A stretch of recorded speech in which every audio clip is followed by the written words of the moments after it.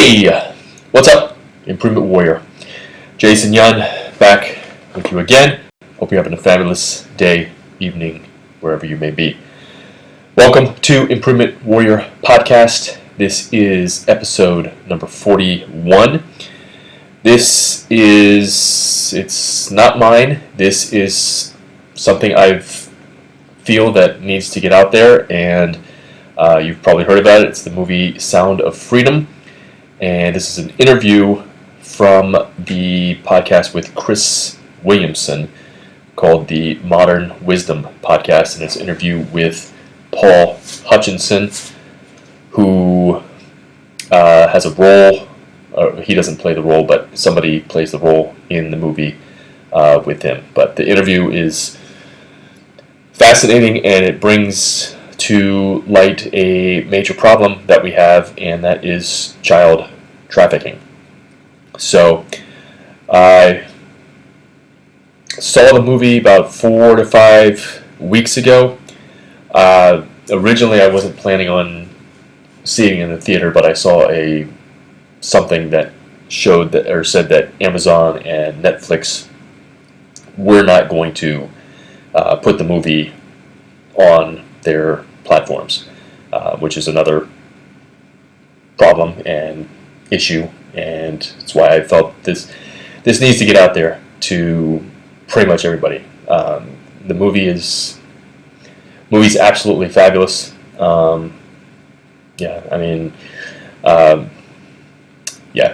This interview I tried to, once I saw that meme, or saw that Amazon and Netflix were not going to show this movie, I went to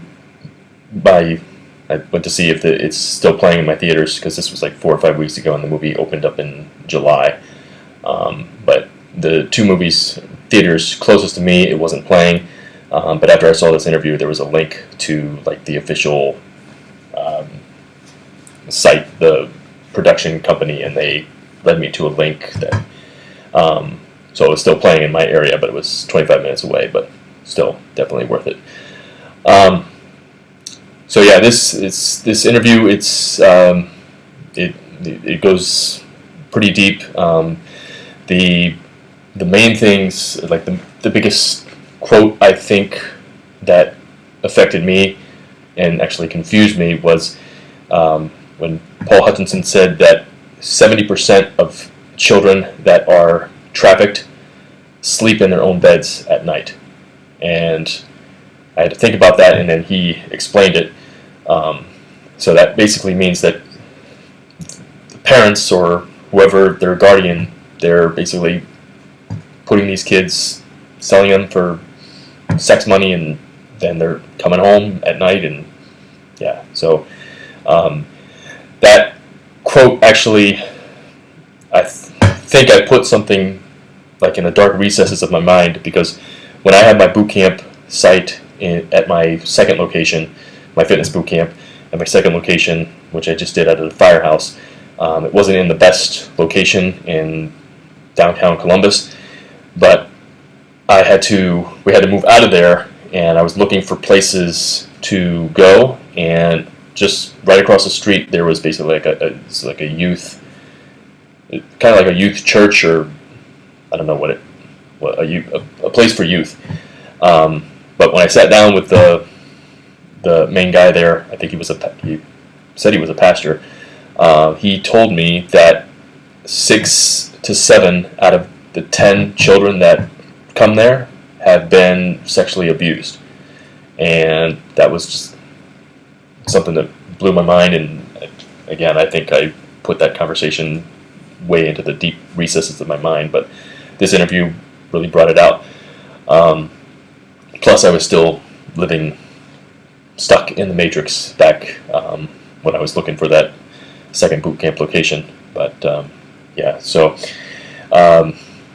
one of the big quotes from the movie that I found was really sad is that sex trafficking is becoming way more lucrative than drug trafficking, because, and then I think it was Jim Caviezel who said, you can sell a child you can sell a 5-year-old, or you can sell a kilo of cocaine once, but you can sell a 5-year-old 5 to 15 times a day for the next 15 years. So that's kind of pulls at your heartstrings, especially when my son is almost 5.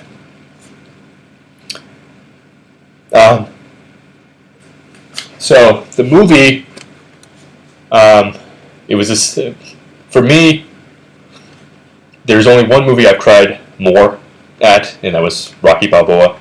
But this movie I was crying for different reasons. I was the only one in the theater, but I lost it 2 times. So, in a very ugly cry. So, but yeah, I think this movie should win Best Picture. So it's something you should definitely watch. And again, I'm putting it on my podcast because I think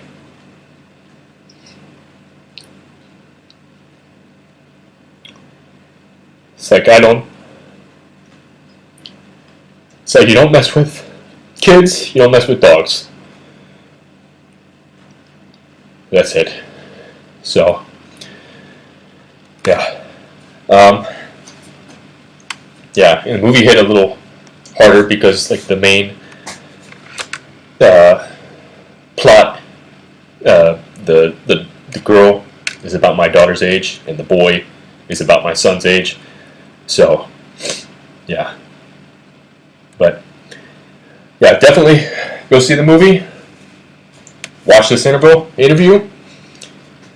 Let me know what you think. So, but otherwise, some things going on, or things coming up. You've got I'm relaunching the circadian rhythm, 32-day circadian rhythm transformation. So that is going to be starting the Monday after Thanksgiving. So November 27th, 2023. We will be having another one in January. So to register for that, you can get in at improvementwarriorfitness.com/CRT.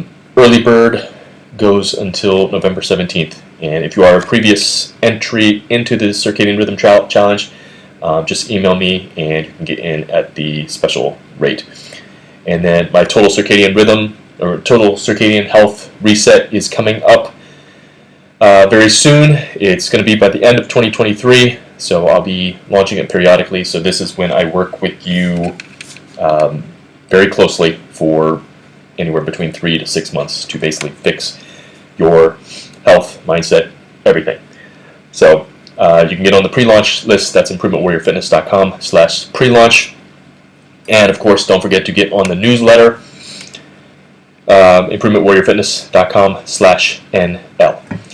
And the link to this podcast on the blog will be improvementwarriorfitness.com/sound of freedom. So without any more talk, here is the interview with Paul Hutchinson and Chris Williamson, and hope you enjoy it, and go see the Sound of Freedom. It's not the kind of movie that you watch over and over again, like Rocky Balboa or Star Wars or something like that. I probably will never watch the movie again. It is very heavy, as you can tell. Still affects me. So I pretty much remember everything about the movie, but when you realize it's about a true story, it hits you a little harder. So just know that shit is happening all over the place. Okay, and we just need to become aware and put an end to it. Otherwise, I'll check you later. Let me know how you like this. Otherwise, have a great day. Stay strong. Stay positive. Be the improvement warrior.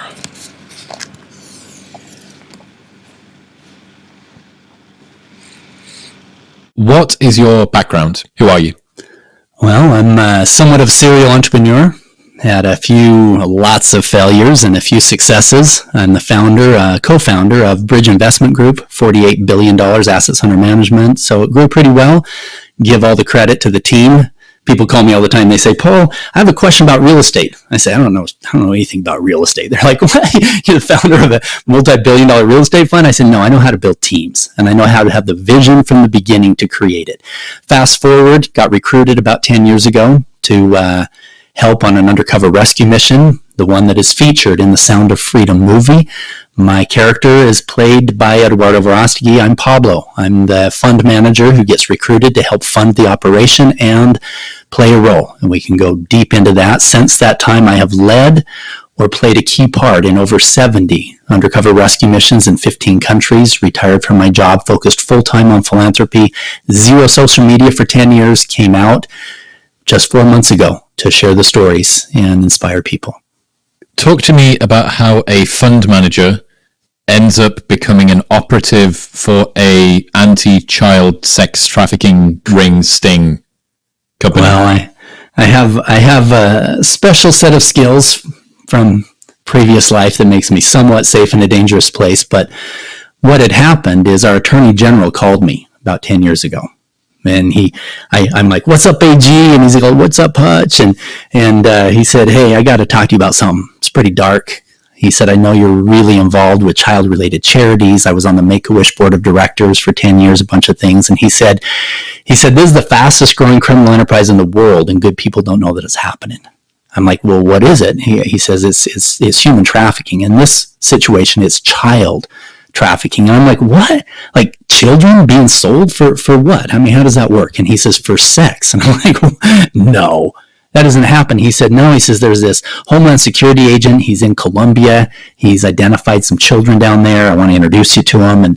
And fast forward, I end up helping to raise some money and fund what he thought was going to be 20 children that were in Cartagena. But then he called me and he said, Paul, he said, I'm here in Cartagena. There's not just 20 children. There's more than 50. There's more than 100. And what I didn't know is that he had already had some conversations with Sean Reyes, the Attorney General, and were specifically looking for somebody who could play a role like a Jeffrey Epstein, somebody who was well off, that had this playboy background, so to speak, that also could handle himself in a dangerous place. And so he called me and he said, Paul, he says, there's more than 100 children that are tied to these different rings. I think we can rescue all of them on the same day at the same time, but I need your help in a big way. And I'm like, well, how much do you need? And he said, I need you. Can you be in Colombia in 2 days? And I was sitting there, I was in Atlanta, Georgia. I was at a conference. I was raising money from billionaire families for the fund. And I hung up the phone and my business partner's like, did you really just commit to that? And I'm like, yeah, if there's something about me that they can use to help rescue these kids. An hour later, the co-founder of my fund, John, calls me up. He's like, Paul, Don called me, told me what you're doing. Have you thought through this?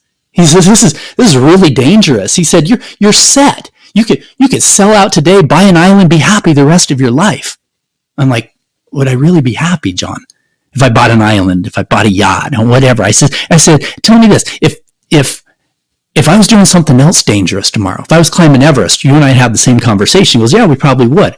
I said, when I'm 95 years old and I look back upon my life, and I say I climbed this mountain and I built this multi-billion-dollar company and I helped rescue this many children from slavery, from being trafficked, which of them matters at all?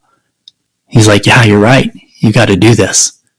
How big of a problem is child trafficking? Because I thought this was some Middle Ages shit. I didn't think that this was the sort of thing that happened, and certainly not in, relatively developed countries. Yeah. It's human trafficking as a whole. It's the fastest growing criminal enterprise in the world and the second most profitable. Surpassed the illegal arms trade, and many think it's going to surpass the drug trade within the next couple years. And a quote out of the movie is that we had Jim Caviezel say, because you can sell a bag of Coke once. You can sell a child, a 5-10-year-old child. You can sell them 5, 10, 15 times a day for the next 5 or 10 years. And it's a big problem. Now, I will say this, what's depicted in the Sound of Freedom movie, those things happened. Those children, those stories that we pulled from all these rescue missions, we compiled a bunch of those stories together to create the narrative for the movie itself. So yes, children are taken just like that. There's all kinds of different ways that these kids are brought in, but the majority of child trafficking is right under our noses. Over 70% of children that are being sold for sex sleep in their own beds at night. And people are surprised at that. They're like, oh, that's not trafficking. No, they're being sold by their uncle. They're being sold by their cousin or their babysitter, even by their parents. And it happens a lot where the parents were involved. And so, and as we're trying to really fix this problem, yes, sending in some Navy SEALs and going undercover and finding these kids and pulling them out, yeah, that's all big and Rambo and everybody gets behind it. Yay, let's go fix this problem. But the reality is every one of us needs to look in our own backyard, in our own basement, in our own homes and say, what kind of things are potentially dangerous for my own children? In the relationships that they have and the people that they go over to, etc. Literally 1 in every 4 women on the planet has been a victim of sexual violence as a child, and most of them in their own homes. The number of men is smaller, but it's still a serious problem. Yeah, I've seen Tim Kennedy has shared videos like this where it's some car circles the outside of a playground where it's a Saturday morning and the kids are playing tennis or something, and someone comes over and says, oh, I'm here to pick you up and mum's not here or whatever. Like that, almost like taken Liam Neeson daughter style cartel stuff is the more outrageous, the more kind of attention grabbing. But as you've suggested there, a lot of the time the problem is actually a lot closer to home. It really is. And as people leave the movie studio mad as hell saying, okay, I want to do something. What do I do? The worst thing they can do is try to go be a Rambo and go into some other country and find these kids. You're going to get killed. You're going to get arrested. That doesn't work, right? The best thing you can do is actually go home and hug your kids. People are like, what? How's that going to fix it? No, the children that are being brought into this are from foster programs, broken families, runaways. Those are the ones that are being actually trafficked like that. The kids that are being abused and trafficked from their own homes, these are ones who have super low self-esteem. They don't have a relationship with you as their father, such that where they can come in and say, hey, Dad, you know what? I'm really uncomfortable when I have to hug Uncle Harry or when I go over to so-and-so's house, whatever. Those are things that we need to have that relationship with our kids to keep them safe. Absolutely. Who are the biggest consumers of human trafficking, child trafficking, and sort of trafficking related material? Americans. North Americans? Yeah, North American. The United States is the number 1 producer and consumer of child pornography, and the number 1 consumer of pedophilia, especially traveling abroad. So one of the reasons why I was recruited was that a lot of these traffickers were used to wealthy, well-spoken, financially secure, connected businessmen who had big-ass egos, that guys like Jeffrey Epstein that decide they want to go and have this big sex party in this foreign country. And so it wasn't an odd thing for me to come down saying, yeah, I'll fund your sex hotel. I'll put $8 million bucks into it. What does it say? But what does it say that they looked at you and said, yeah, that guy reminds me of a pedophile? Like what do you... Okay, this is funny as shit right here. Are you ready for this story? So Sean Reyes, I wasn't there for this meeting, but I was told that the Homeland Security agent that Jim Caviezel plays in the movie, he was trying to find somebody who could play this role, and he was in a meeting, and he had Josh Romney, Mitt Romney's son, was there, and Sean Reyes, the Attorney General, a couple others, and he says, this is what I need. I need somebody who can play this role that would be safe in this dangerous place and whatever. And Sean says, well, have you ever met Paul Hutchinson? And Josh Romney said, well, Paul would be perfect. And later I told him, I says, I don't think that's a compliment, guys. Yeah. So, okay. You mentioned about the America thing, which is terrifying and mind-blowing. How interconnected and global is this? Are people, children from Southern Africa, Sub-Saharan Africa, are they being flown over? Do do children and human traffickers tend to stay within a particular sort of geographic net? Here's what we found is in most of these rescue operations, about half or more of the children were from that country, were brought in from super poor areas, the parents were duped, whatever, they were brought in. Half of them, though, that were brought from other places. In fact, that first rescue that was depicted in The Sound of Freedom, I was sitting there on this chair, and these traffickers brought out these 4 virgins, scared to death. One of them was an 11-year-old boy brought in from Haiti. They gave him cocaine that morning because he was so scared. I mean, what kind of effed up monster thinks that that's attractive, right? It's sickening to me. But these children, there were children from Asia, there were children from Dominican Republic, children from Haiti, children from all over. In fact, the last one that I did before I came out from being undercover, I was in Ecuador, and most of the kids that they brought were trafficked in from Venezuela because there was a lot of upheaval in the country, and there's poverty that's there, and it's super easy for these traffickers to go in and bring these kids into other countries, promising them a job, and of course their job is being trafficked. Yeah, when everyone's starving and will do anything for food, the vigilance that you're going to have against your child being trafficked is going to go through the floor when you're trying to keep food on the table. Okay, so you get this phone call. Your business partners think that you're a crazy person. You decide that you're going to go to Colombia 2 days hence. First off, you mentioned that you had a background that predisposed you to be able to be in kinetic or high pressure situations. What's that background? Yeah, a couple things. We found that our best undercover operators are not. We had special forces guys with a lot of them, which is great, but the best ones were ones that were highly trained in hand-to-hand combat. Are you familiar with Krav Maga? I am. Yeah, so for your listeners who don't know, the other martial arts, karate and whatnot, bow to your sensei, 3 points when you kick them in the leg. Krav is brick to their head and go home to your family, right? It's Israeli special forces, hand-to-hand combat, and it's the most lethal on earth. Every move, they don't breathe, they don't see, they don't walk. I can take away a gun faster than they can pull a trigger every single time. And it's that kind of training that you have to have when you're in that situation. You don't have guns and night vision goggles and a spotter. You just don't. You're face to face with guys selling you 8-year-old children that would kill you in a heartbeat if they knew who you really were.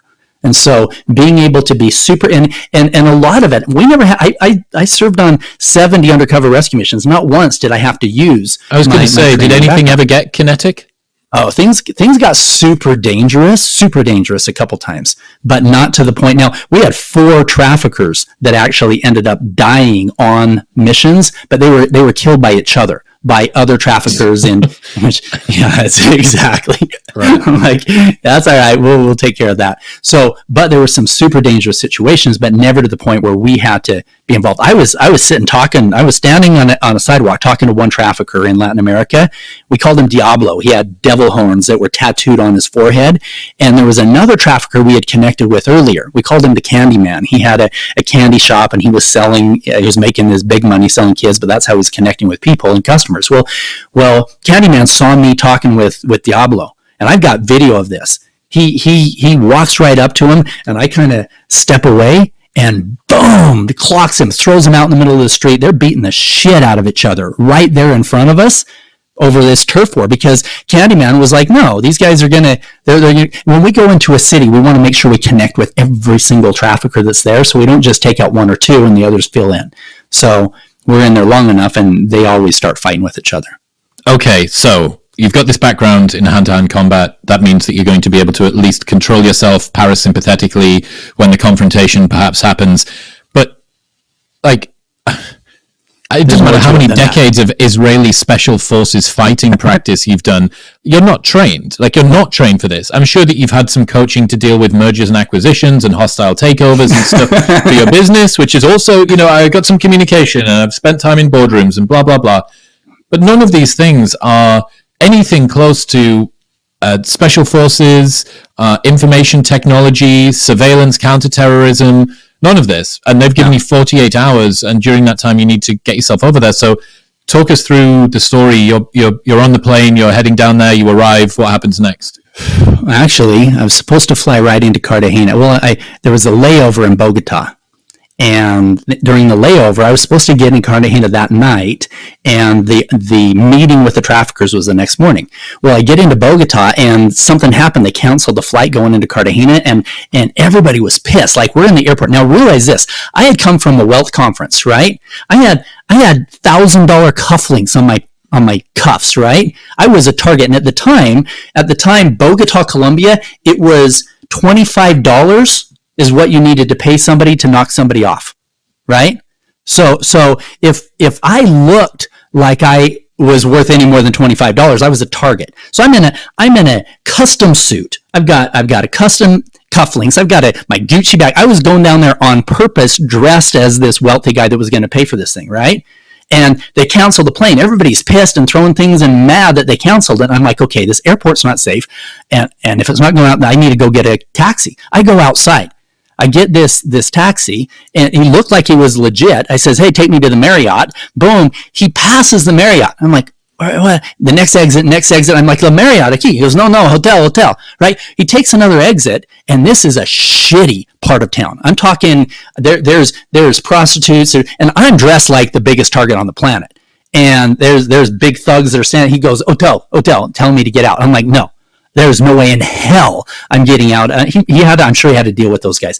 Fortunately, I had donated a bunch of money to the police department and helped them with some things, and I got an honorary colonel badge, right? It's a freaking badge, right? I'm digging through my bag. I pull it out, and I'm like, Policia, Marriott, hola, ahora, now, my shitty Spanish, right? Tell him, take me to Marriott. And he's like, okay. So that was my first experience in Colombia, dressed like a target. Of course, that next morning, and we get to the Marriott, there's guys with full automatic weapons out in front as guards. I mean, this is a serious place. In front of the elevator going up, there's guys with automatic weapons. And so the next morning, I get back to the airport, fly in, and I'm thinking the whole time, John was right. My business partner, have you thought through this? I'm thinking, yeah, that maybe I should have thought through this. That was super dangerous already in being in this position. And the reality is they didn't have time to set up on that first operation. Now, the 60 plus after that, I was Paul Stone, Paul Black, Paul Steele, undercover profiles, everything set up. They didn't have time for that. We had 24 hours from the time that he was showing the traffickers, this is the guy that's going to come and fund this. I went down as Paul Hutchinson. That by itself was dangerous, right? Super dangerous. And so, they picked me up at the airport, these two Navy SEALs, big ass dudes, they're my show bodyguards and my real bodyguards in a fully armored car. I'm like, damn, this is sketch. And we pull into this restaurant, and there's this balcony that's overlooking the beach, and we're parked there on the beach, and these guys are, they're going out looking around, but the traffickers are looking from the top with the undercover CSI agents and whatnot that are up there. And so I get out, I walk in, and these guys they're pissing themselves. They're like, yeah, this is the guy that's going to fund our missions and whatever else. But I'm like, I'm in a dangerous place. If the only thing that really kept it going was the fact that they thought that their whole world was going to be made right by me. There's no reason to take me out there because I'm going to fund their project, and they're going to be making tens of millions of dollars a year off these Americans that were coming down. So that's the only thing that really kept me safe in that situation. Negotiated with them, sat there halfway through the meeting. One of them in the movie, this is depicted with me in the Mercedes where my driver gives me a picture of this 11-year-old girl. In real life, I was already there. I was sitting across from the traffickers. And this one, he was so excited I was willing to take a look at the project. He goes, Pablo, I have a gift for you. I said, really, what's your gift? And he hands me his phone, and there's a picture of this little 11-year-old girl. He said, this is Princess. She's still a virgin. She's 11. He started talking about these horrific things I could do to this little girl. And that galvanized my commitment to in fact, the Navy SEAL that was standing right behind me, he's like, I need to go take a look at the restaurant, whatever, make sure everything was all safe. Later in our debriefing, he's like, I almost unholstered my weapon right there and shot him in the head because that little girl looked like my little girl at home. And I realized that if I broke my undercover, we could lose the rest of those kids. So I'm like, yeah, that's great. That's what we want. And then he's like, yeah, we just took delivery of some. And I realized if we can get these kids out before they're ever raped the first time, that would be a miracle. And I said, Fuego, I said, you have more virgins? Oh, yeah, I got 3 or 4 more. I said, you have to bring those to the party too. He goes, oh no, they're too expensive. Too expensive. I'm already paying $25,000 for this party. I'm paying $500 per child for 50 children just for 2 hours in the afternoon with them. He goes, Jefe, you already paid $25,000. You want to F the other virgins? It's going to cost you extra $2,000, maybe $5,000 for that little one. It's going to cost you maybe $10,000 more. I was so pissed. I'm in a really expensive suit, and I'm like, you don't think I can afford an extra $10,000? He's like, oh no, Jefe, no. I said, I want every one of those virgins at my party.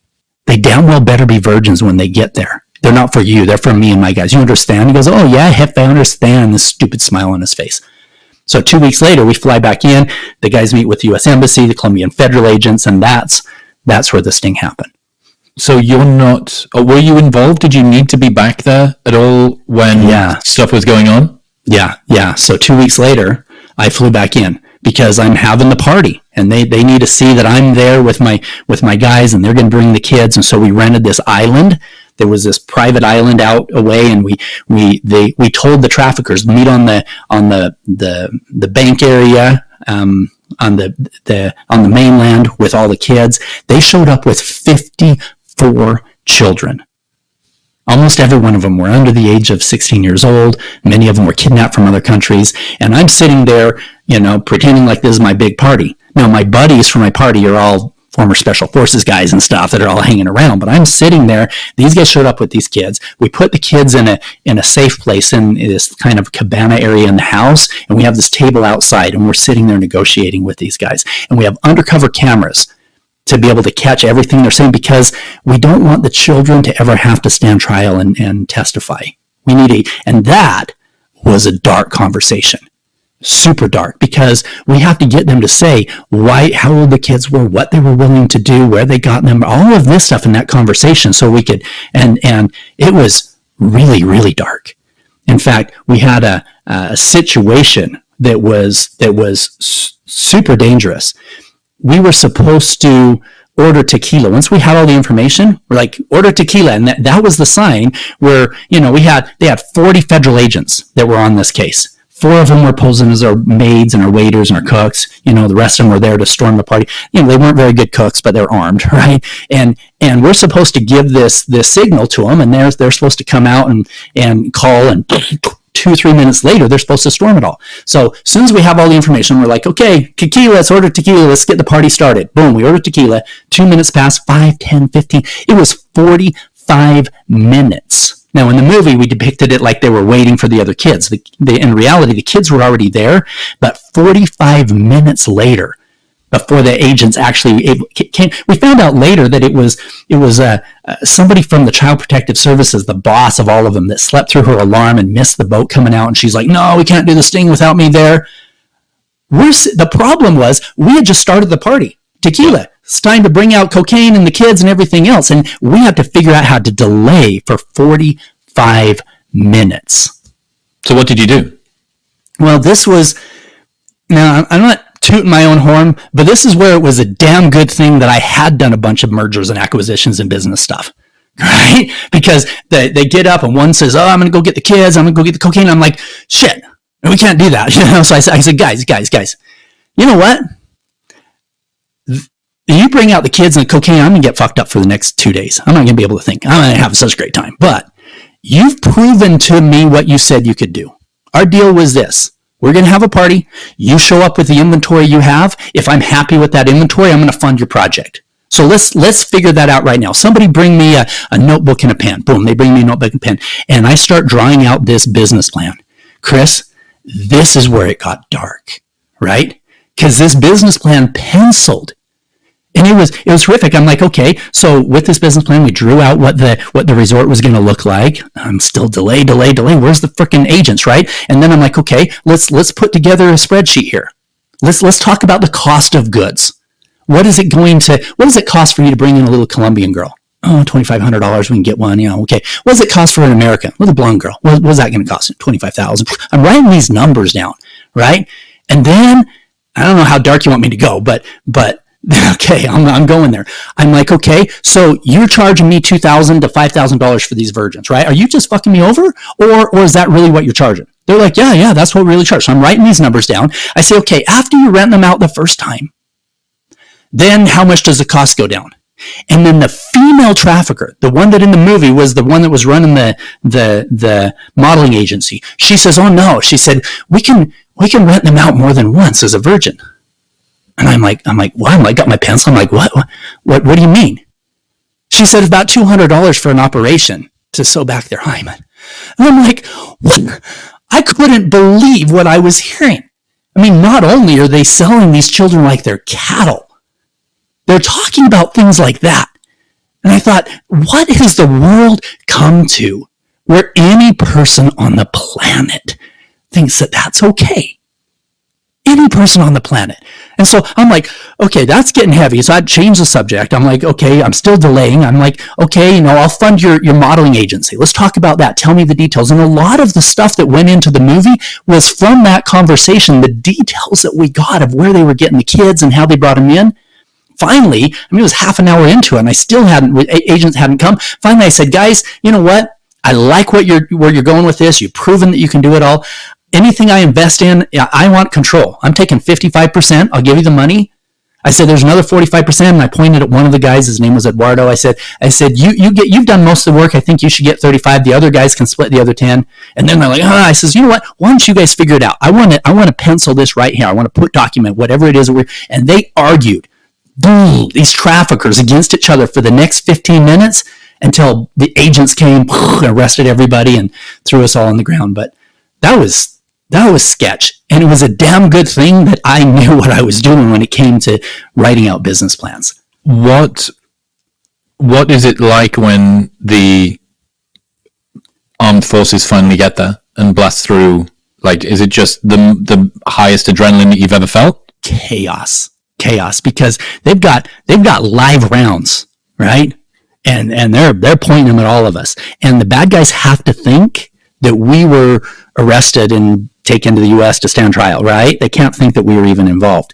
And so we had Sean, the Attorney General. This was before he actually became AG. He was standing right behind me. We called him La Sombra, the shadow, right? He was really my translator because my Spanish sucks.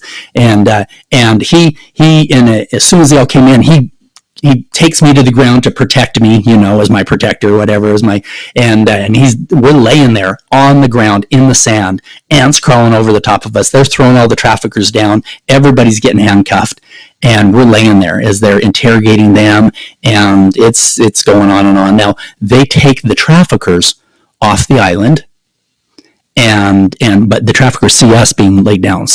And then the Child Protective Service people are in with the children. And then we were able to get up, and I went into the side part of the house where some of our bags were. And I'm getting one of the bags, and one of my operators was there. And because it had a grass roof on this building, you could hear what was going on in the other rooms. And you could hear the kids in there.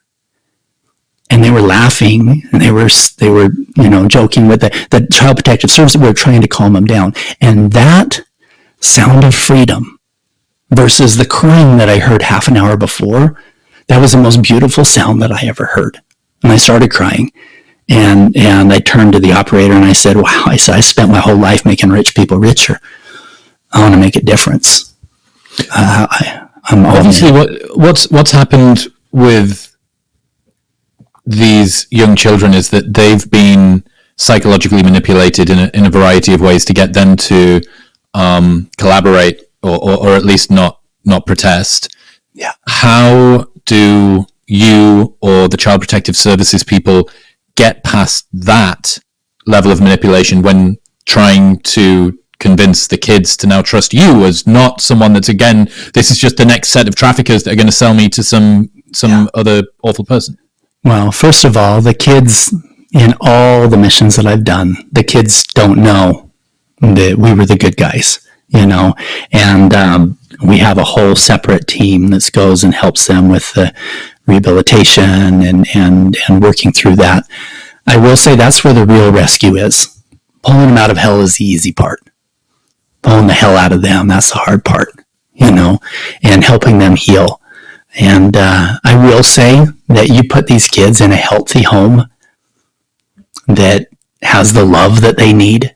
We have a wonderful organization that we partner with. So my foundation is the Child Liberation Foundation. You can go to liberatechildren.org and find us there. But we partner with a number of other ones, and there's one I love. It's out of Guatemala called the Hope of Life Foundation, and they've helped over 30,000 victims recover. And their model is beautiful. They have this property that's way away from the city, and they have this farm and this ranch area, and then they have poor families, a mom and a dad and maybe one child or whatever that can't afford living where they were. And then they have wealthy donors that'll come down and say, okay, I'm going to build a house. It's only going to cost 10 grand for a beautiful 2 or 3 bedroom house there.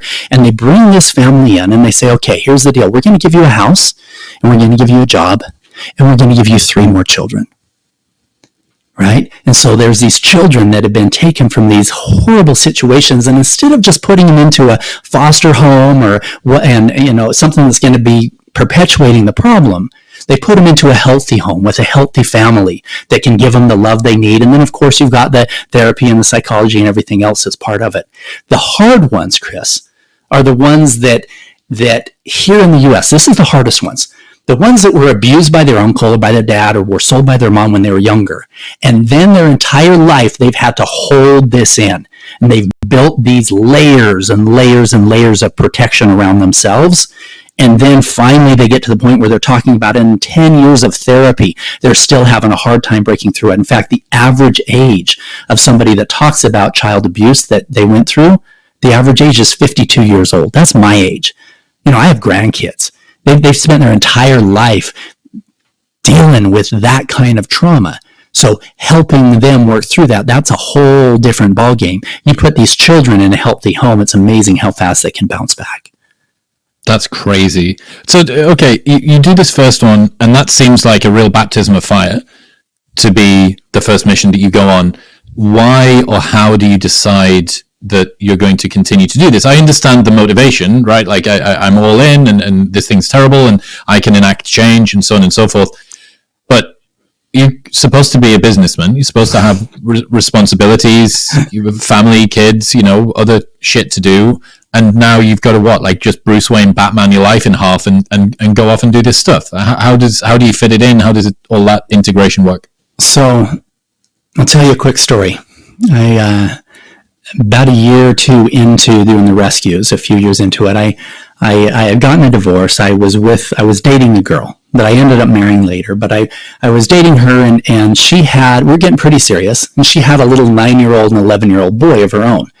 And she said, I'd come back from one of the pre-ops, and a week later I was going down for the actual sting, the operation. And she said, you know what, Paul, I've been thinking about this a lot, and if we're going to make this work, you've got to change that. I have so much anxiety every time you go. I just can't do it. And I felt compassion for where she was coming from, because I'm sure that was super difficult. But her 2 boys had a little girl that was from the neighborhood that was playing. And I think her name was Jessica. And I said, she was in the other room. I said, hey, Jessica, come in here for a minute. She comes in. I said, how old are you? She said, I'm 10, almost 11. I said, what do you do for fun? She goes, well, I ride my bike. I like to sing. I like to dance. I said, what do you want to be when you grow up? She said, maybe be a dancer, maybe be a nurse. Beautiful dreams for an 11-year-old child, right? I had her go play in the other room, and I turned to my girlfriend and I said, the children that those traffickers showed me yesterday were her age. And if I don't go back down, somebody very likely is going to buy them. And can you imagine the lives that they live? They deserve to want to enjoy riding their bikes. They deserve to want to grow up to be a dancer or a nurse. And just because those kids, maybe their parents don't have the resources I do or the background, doesn't mean they love them any less. Or even if the kids' parents were involved, which happens, it doesn't mean that child is worth any less than any of the other ones. So you had to make a lot of sacrifices personally in order to be able to keep this thing going. Okay, so what were the most dangerous situations that you found yourself in? I mean, it doesn't sound like that first one was completely undangerous. You're being thrown on the ground. There's live ammunition. There's a lot of problems and complications. But was there something where you thought, well, this could really, really go nuclear pretty quickly? Oh, yeah. So the first year and a half, I was going in as Paul Stone, right? Paul Stone is a wealthy playboy. I've got pictures of Lamborghinis, Ferraris, whatever else. And that was actually fairly safe, Because once I showed up, the undercover guys were already with the guys. They said, listen, Paul Stone's coming with his party, no knives, no guns, no problem, and it was pretty controlled. We've got a lot of guys there. After about a year and a half, I was asked to start doing deep cover.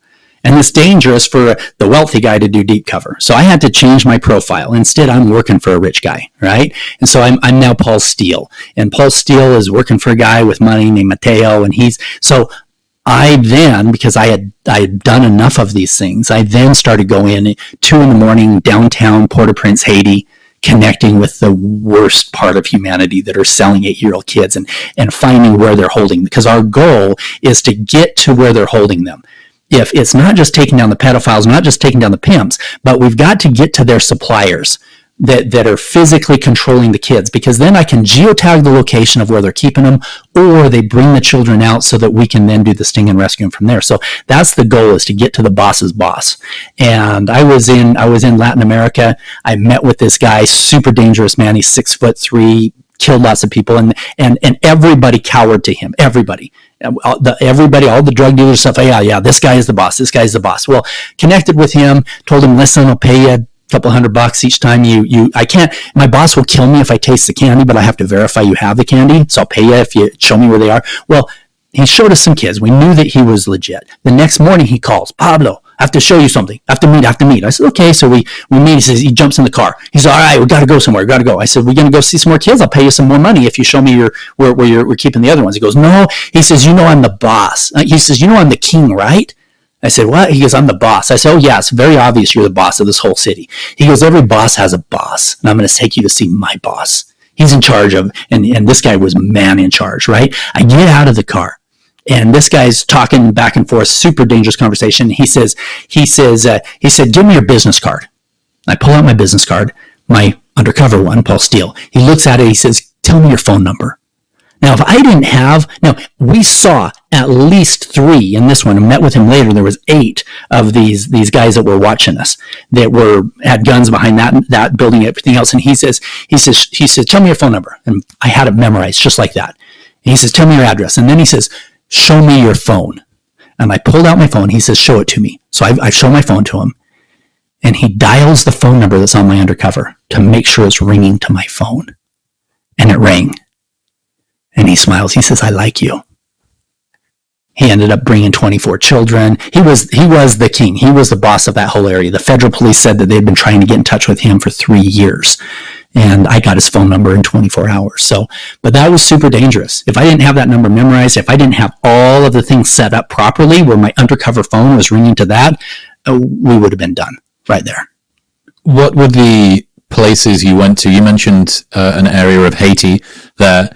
But I imagine it's been a world tour of the most destitute, awful locations for this sort of stuff. What are some of the others that stand out? More than half the children that were rescued in Thailand were sold by their own families. Super just poverty there, and feeling like, if you're going to be better off in a brothel, and we can now have enough money to be able to pay for the food for our kids. That was super sad. There were a lot of children in the island of Haiti is also shared with the Dominican Republic, and the DR.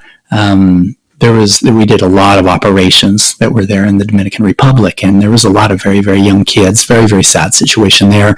All over Latin America, some of the best law enforcement I've ever worked with is the guys in the federal police in Mexico. We followed a bunch of leads there in Mexico from different areas and trafficking to other beach areas for the Americans.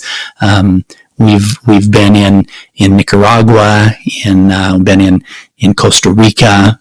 We've been in a lot of areas of Latin America, down in Peru, Ecuador. How did you avoid getting into it? It just seems like, you do this 70 times, you do anything 70 times, things are going to go wrong. The first one that you ever did, it's 45 minutes waiting. Given the people that are doing this aren't exactly going to be the most balanced in the world. They haven't got to the position that they're in because they're reasonable. It just seems surprising to me that you managed to get through so many operations without like beyond someone getting punched in the face? Like we had one of our operators got stabbed 27 times. We had another, he lived through it. He was in Dominican Republic. He was just fighting. They count every single little poke as a stab, when they're doing taking you in the hospital afterwards. But we had another one who we had got to pretty high level political leaders in this country that were involved. I'm not going to say the country, but pretty high level political leaders that were involved and had taken down some corrupt judges and whatnot. And our top operator there that was working in the federal police ended up dying of a heart attack the same week that 3 other political enemies died of a heart attack. And so, I count that as a tragedy of one of our operators as well. How much of an emotional toll did all of this take on you? It's heavy. It's heavy when you're in that level of darkness. It was super heavy, and I'll just tell you what happened. And about 7 years ago, I had been doing operations for 3.5 years. About 6.5 years ago, and one of my operators came to me and he said, "Paul, do you trust me?" I said, "Yeah, I trust you 100%. I mean, we're doing this." Now, I was living in this. I was still Paul Stone. I wasn't Paul Hutchinson. I was Paul fucking Hutchinson, right? I had this huge lifestyle. I had the best stories on the planet. It was just that energy, right? And it was cool. I was using this big ego to help go rescue kids. But from a heart standpoint, I had dysfunctional relationships. I was on my halfway through my second marriage on the way out. I mean, it was just dysfunctional as a whole. And it was that toll was taking place on some of my operators as well. And one of them came in and he said, "Paul," he said, "I know that you've been searching for something that can help a lot of these trauma victims, especially the adult ones who have been holding it in for a long time." He said, "We found something and I think it's going to help you as well." I'm like, "I don't need help. I'm Paul F. and Hutchinson." No, it will. And I was invited into my first guided meditation plant medicine journey experience, and it changed everything for me. Everything. It transformed my life. It helped me. I had all of these just negative emotion that was just bound up inside me, and I was able to let go of stuff from my own childhood, let go of stuff that was created from my own arrogance, my own ego, and let go of a lot of that negative energy of being in the pit of hell. Did that make you less effective at your job afterward? The more I did, the more I couldn't do it. Yeah. I've now, I did some rescue missions last year, but that was almost a 3-year hiatus from the time that I had my last ones before that. And I was in Ecuador last year, and I had changed so much from the man that I was 6 years ago that being in that darkness and seeing that, I thought, this is a reason why I decided to go public. I thought, there's got to be a better way. There's something that I can do to use my resources, my voice, my experiences to end child trafficking that doesn't take me into that. I can, for the rest of my life, I can share these stories of being in the pit of hell, but I don't have to go back there. And I can fix it from this angle instead. Yeah, if the, post-mortem on going and doing an operation is that you need a course of ibogaine and ayahuasca to be able to get through it, then I don't know. I feel like it's a high personal price to pay. One of the things that's obviously very interesting about The Sound of Freedom is how controversial its release has been. It's caught an awful lot of press. Why do you think it is that it was so controversial for what is a relatively non-political movie? Yeah. We had pushback from the beginning, Chris. We went in right from the beginning. We went into guys like Paramount and Sony and Lionsgate and had the story of that rescue, and they were interested, but it came with conditions where they wanted full control. They could have had one of my operators touching a child in the middle of the operation and just make it, stuff like that. No, that's not what it's about. We wanted to have it from the heart. So we knew that it had to be self-funded. And so I put the first money in to do all the script and everything. And then even after that, from creation of the movie itself, we knew that those guys wouldn't do the work that we needed to have done. So we painstakingly found the very best guys to do it. And then the movie was finished 5 years ago. 5 years ago. And we were ready for distribution. And we ended up getting pushback everywhere at the traditional distribution models. The only way we were able to bring it to the world is to go around the existing system, right? The existing system of control that is put in place by big media, big tech, and big Hollywood to control what kind of stuff is being put into your mind and your kid's mind, we had to go around that. And so going through Angel Studios was something where we could go from the people for the people, right? Where it was supported with this grassroots movement, this pay it forward type of a thing is what really worked. And so I will say this, there have been things where some of the actors have been very, very political in the last few years. You know, Jim Caviezel is an amazing actor. But in terms of taking a broad swath through the population, say this is something we can all get behind, it doesn't work if you're talking about adrenochrome and QM and things and whatever else, right? And so my answer to that is this. You know, I see myself as a conservative, you know, and I voted that way most of my life. But this is not a political issue. This isn't a rich versus poor. This isn't a black versus white. This isn't a right versus left. This is about the children. And until we can come together on that, then we're going to continue to have these problems. And so it shouldn't be political, but unfortunately some people see it as that. Is it a red flag given Hollywood's history with people like Jeffrey Epstein and stuff like that? Obviously, the conspiracy theories almost write themselves with a film like this, about a topic like this, not being greenlit. And yet, you know, for every conspiracy theory, there's probably a perfectly legitimate reason for why this film wouldn't be able to be worked for whatever reason or not. Well, have you got a grander conspiracy in your head? Yeah, so pre-launch, I could probably get behind the notion that, hey, I don't think this is what the public really wants, and so pre-launch, I could understand that some of them were turning us down because maybe it wasn't so I could maybe look at that. But now, post-launch, with the massive success and the fact that the masses are wanting to go to it, and it's gaining so much momentum, with these guys now blatantly coming out against it, you have to ask yourself why. Okay? And I'll tell you this, it's not just the children in Colombia that are in slavery. It's you and I. It's the average adult that allows themselves to be controlled by this mass psychosis that a very few people have decided this is the agenda, this is what's going to be fed to you, this is what's going to be fed to your kids, and this is the road that you're going to slowly be led down until we get to this point. And as soon as we take a step back and say, no, we're not interested in that. We're not interested in movies that are promoting things that are not in line with my core values. Yet we've spent so many years quietly stepping back saying, oh, it's not that bad, it's not that bad. And every time we say it's not that bad, it gets a little bit worse. And so now this is coming out blatantly in their face. No, this is something that we can all get behind. And they're like, oh no, we can't have that message out.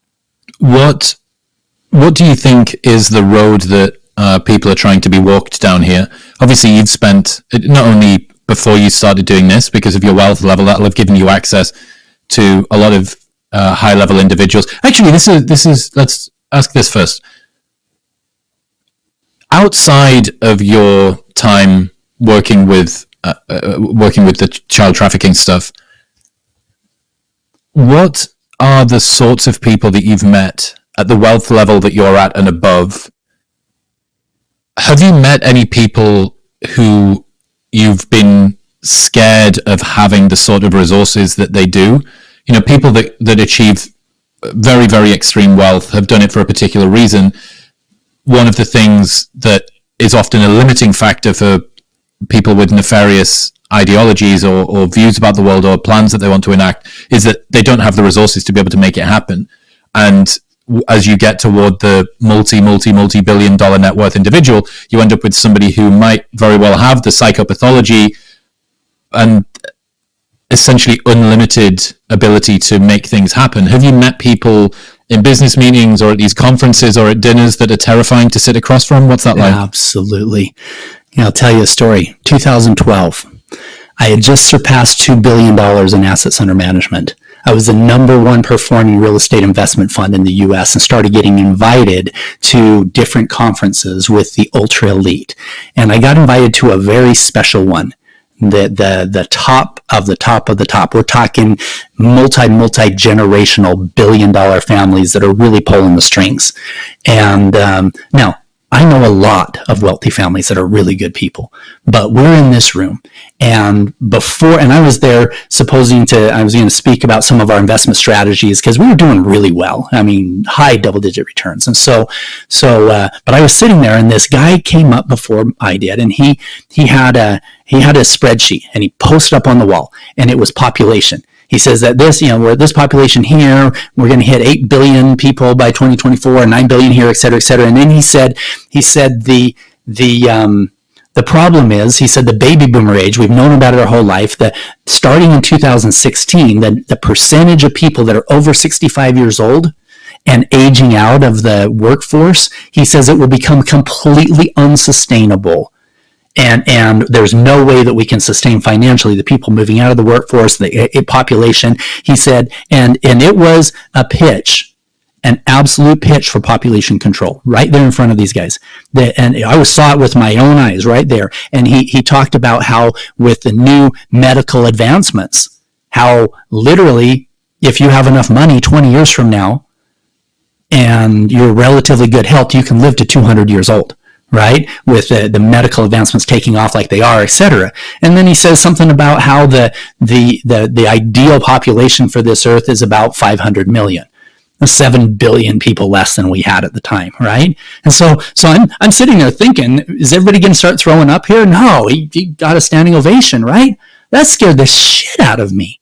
Realizing that there are people in that ultra elite mindset that truly think they see us just like that female trafficker was seeing those kids that could be sold a second time, as absolute non-human. And I thought, how can you feel that way about your fellow man? But that's exactly what I saw firsthand.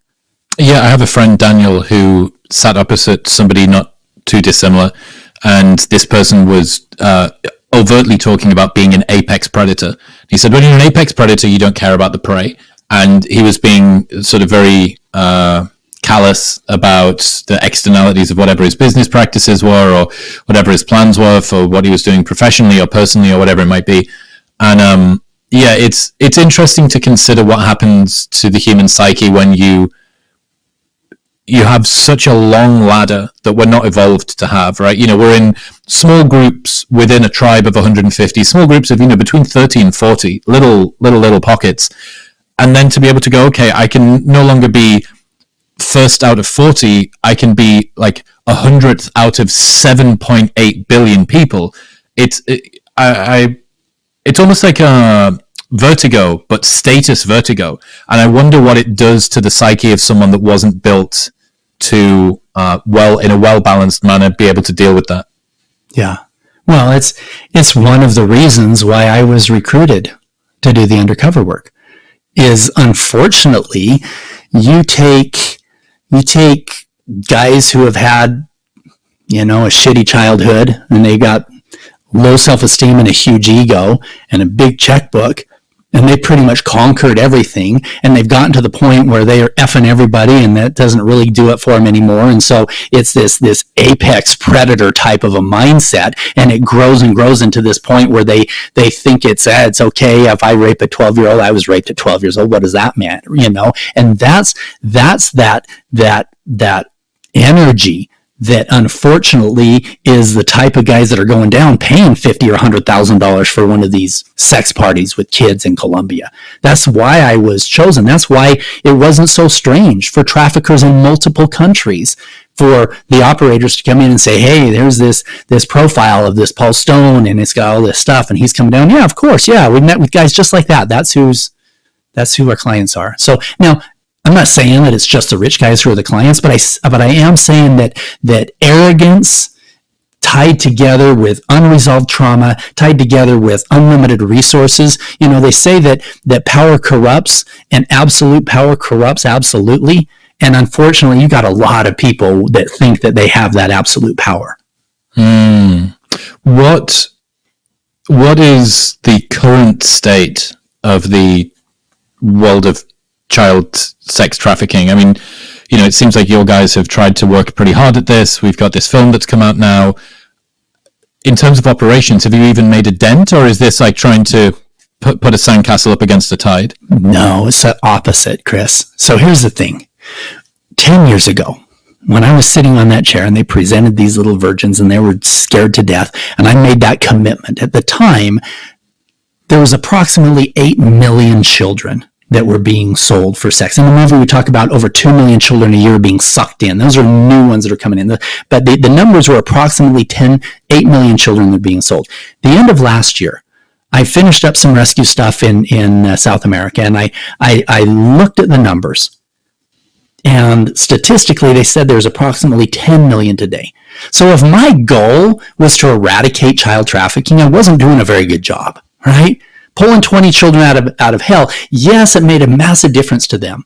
But then I spend the next 5 to 20 years dealing with their trauma and helping them. And because not enough was being done to fix the demand side, it created a vacuum.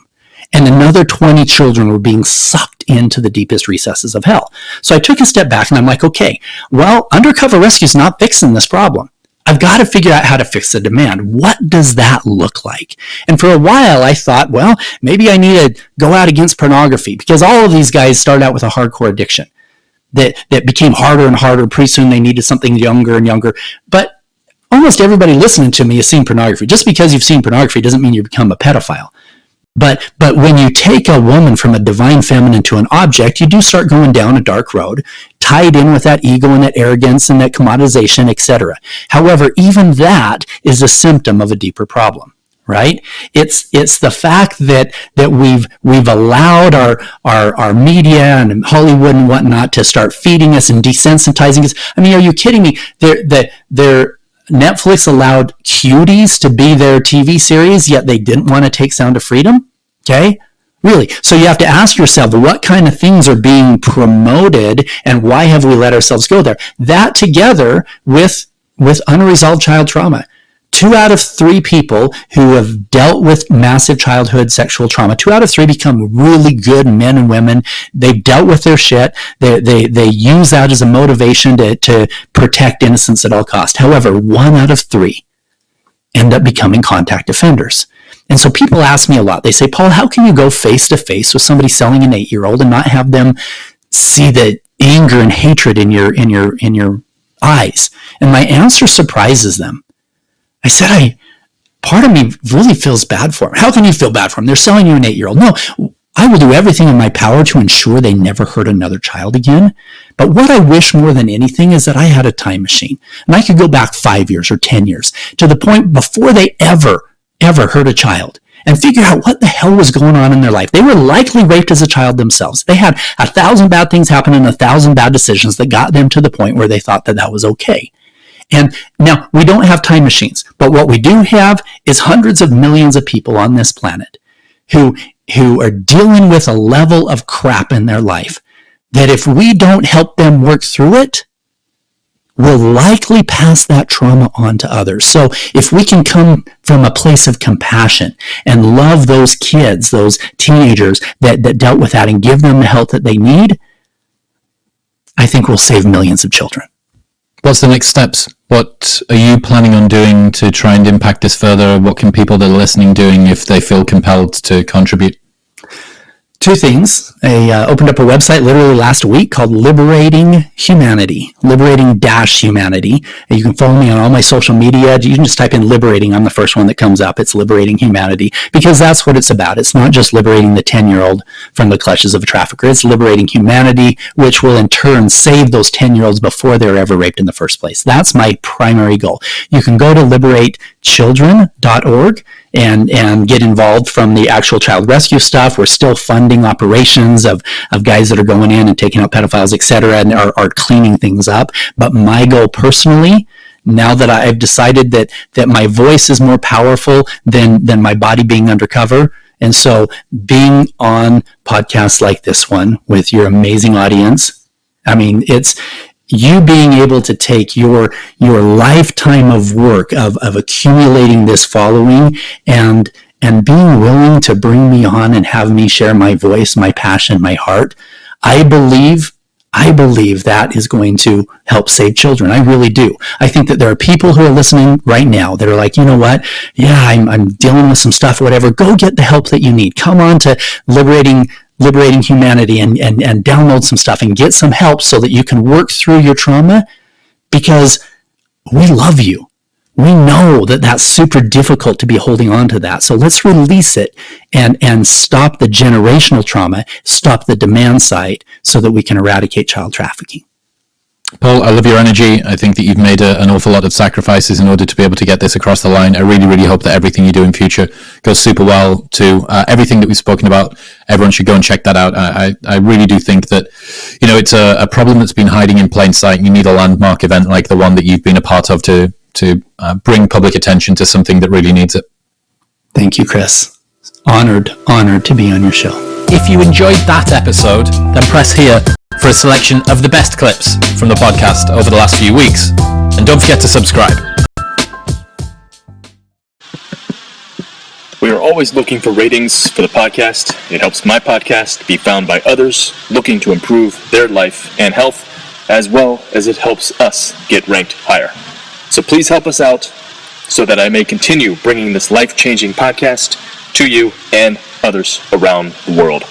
Just go to the leave a review section of your favorite podcast listening app and let us know what you think. 5 stars is preferred, but please be honest. Thank you in advance.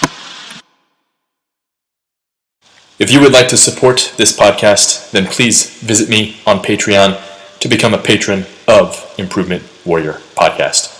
The podcast may be free for you, but it definitely is not free for me. So even if it's just $1 pledge or $3 or $50, I would greatly appreciate it.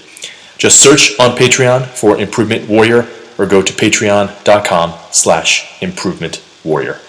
It will also be listed in the show notes along with other ways to support the show via our sponsors or either via PayPal or Anchor support. Got workouts? I do.